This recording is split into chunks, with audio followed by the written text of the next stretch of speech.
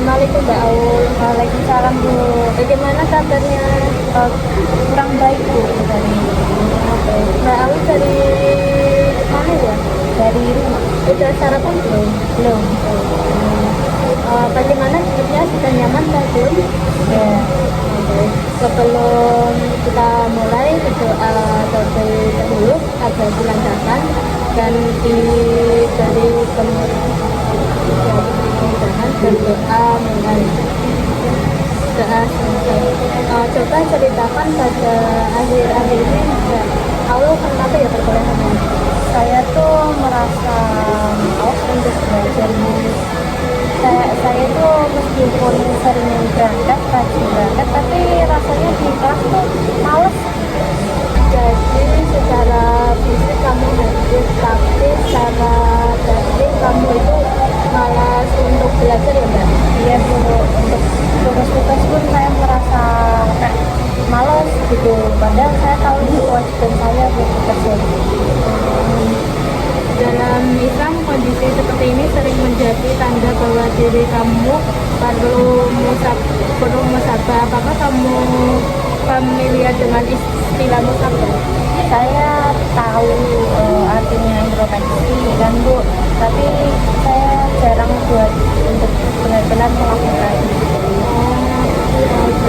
Musabah itu adalah upaya jujur melihat diri, bukan untuk menyalahkan, tetapi untuk memperbaiki.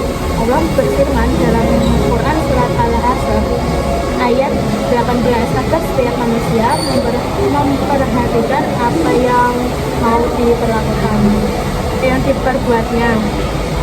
Sebagai mahasiswa, Mbaknya itu menurut Mbaknya apa amanah utama yang sedang Allah titipkan kepada Mbaknya?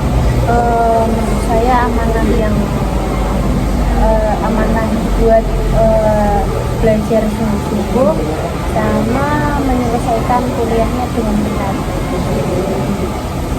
Bagaimana selama ini menjalankan amanah? Dengan jujur tapi belum maksimal. Saya sering kalah dengan rasa malas saya Bu. Sekarang coba sebutkan satu kelebihan yang Mbak miliki sebagai mahasiswa. Sebenarnya kalau saya sudah niat itu saya pasti bisa buat disiplin. Masya Allah, itu modal penting. Sekarang mari turunkan niat belajar. Untuk apa kamu menuntut ilmu? Saya pengen membanggakan orang tua Bu, dan menjadi pribadi yang lebih bermanfaat. Niat yang baik akan Allah mudahkan. Rasulullah bersabda bahwa menuntut ilmu adalah kewajiban setiap muslim. Sebagai latihan musabah, saya minta